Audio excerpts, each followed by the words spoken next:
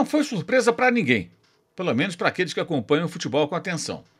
Palmeiras e Boca empataram na Bombonera, em Buenos Aires, sem gols. Em 9 jogos, os 9 últimos jogos, ou seja, todos os jogos de mata-mata nessa edição da Libertadores, que tiveram Palmeiras ou Boca em campo, ou os dois agora se enfrentando, tá? 9 jogos, 7 empates, 6 sem gols. Isso mesmo. O Boca empatou 0-0 com o Nacional em Montevidéu, 2-2 em Buenos Aires e se classificou nos pênaltis. 0-0 com o Racing na Bombonera, 0-0 com o Racing no Cilindro, se classificou nos pênaltis. E empatou de novo, 0-0 com o Palmeiras em casa. Então são 5 empates em 0-0. O Palmeiras venceu o Atlético em Minas 1-0, mas empatou 0-0 em São Paulo. Venceu o Deportivo Pereira na Colômbia 4-0, mas empatou sem gols em São Paulo. E agora empata com o Boca em 0-0. Isso não surpreende ninguém. E a maneira como o Boca pressionou, esteve mais próximo da vitória, merecia até a vitória o time argentino, atuação fraquíssima do Palmeiras, muito fraca. Também não surpreende, porque contra o Racing foi assim. O time dominou, pressionou e não conseguiu chegar ao gol. Ou seja, é um roteiro que está se repetindo com os times, especialmente com a equipe argentina. É uma semifinal totalmente aberto e com, digamos assim, nos desperta uma sensação totalmente diferente daquela que Fluminense e Internacional geraram na noite anterior. Um jogo mais aberto, com mais coragem, com mais chances criadas. Mas o Boca e o Palmeiras são times assim, né? Mais cautelosos e tudo mais. O Boca se lançou ao ataque, mas tem uma crônica dificuldade para marcar. Você observa que jogando mata-mata, tá, da Libertadores em casa, ele fez o terceiro jogo, Nacional, Racing e Palmeiras. 2 empates sem gols. E um empate em 2-2 num jogo que saiu perdendo, teve que virar, e aí sofreu o empate diante do time uruguaio, mas aí obteve a classificação nas penalidades máximas. O jogo fraco, e eu vejo, assim, de alguns setores da mídia, né, não todos, muita tolerância. Não, o Palmeiras foi lá buscar esse resultado e tal. Peraí, gente, o Palmeiras não é o Racing. O Palmeiras não é o Nacional de Montevidéu. O Palmeiras tem um elenco muito mais caro do que os desses clubes tradicionais, clubes sul-americanos. O Palmeiras tem jogadores muito mais caros, muito mais bem pagos. Comissão técnica internacional, europeia, mais cara. Não dá para comparar. O Palmeiras tem material humano para mais do que isso, embora não possa contar com um dos seus principais atletas, que é o Dudu. Como o Flamengo ano passado não pôde contar com o Rodrigo Caio e com o Bruno Henrique na Copa Libertadores. Isso acontece. Desfalques importantes ocorrem na trajetória de um clube que busca títulos. E há não de todos, repito, mas em alguns setores há uma certa tolerância, né?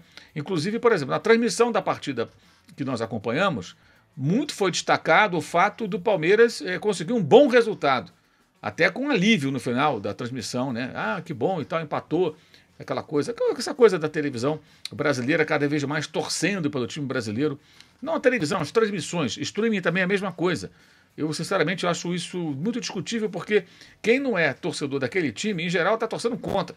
Seja o Palmeiras, o Flamengo, o Corinthians, o Grêmio, ou o Cruzeiro, ou o Atlético, ou o Vasco, ou qualquer outro, Bahia. Está jogando ali, Fortaleza vai jogar com o Corinthians.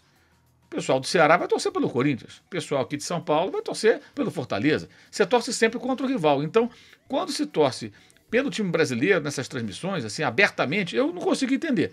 Eu, sinceramente, não entendo essa orientação editorial, porque você desagrada a maioria, seja lá qual for o time. Mas eu noto também que há um rigor muito maior com o Flamengo. Esse Flamengo desse ano é um fiasco.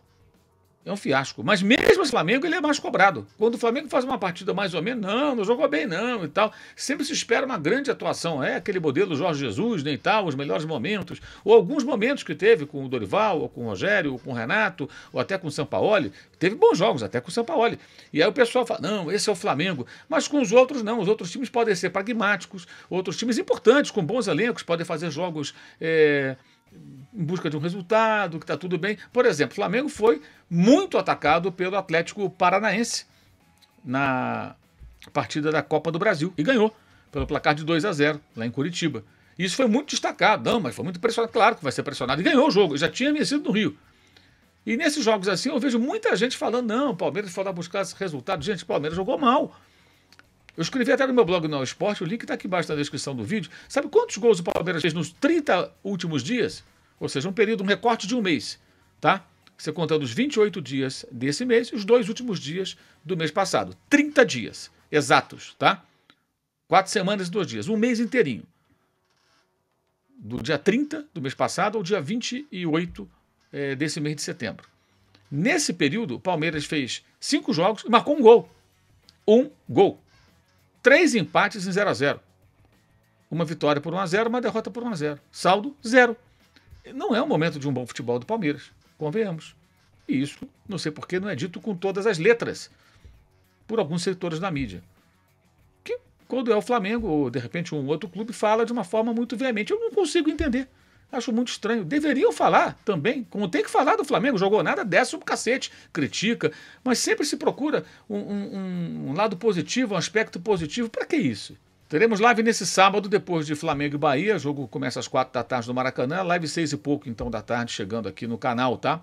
E sempre destacando aqui na descrição do vídeo, links para o canal de cortes, o melhor das nossas lives. Faça inscrição, tá? O nosso clube de membros, participe. Essa é uma maneira de você apoiar o nosso canal. Tem lá uma série de vantagens, você vê os vídeos em primeira mão e tudo mais, tem a live dos membros. O nosso curso online de jornalismo esportivo, disponível para todos os interessados. Lá a gente compartilha um pouco da experiência acumulada em quase 4 décadas de jornalismo. Também o meu blog no All Sport, blog do Mauro César, todo dia um novo texto sobre futebol. E o Uso 360 com os produtos do canal, canecas, camisetas, da Live Soft Open, de outros temas. Aproveite aí essa promoção que está na tela, ok? Saudações.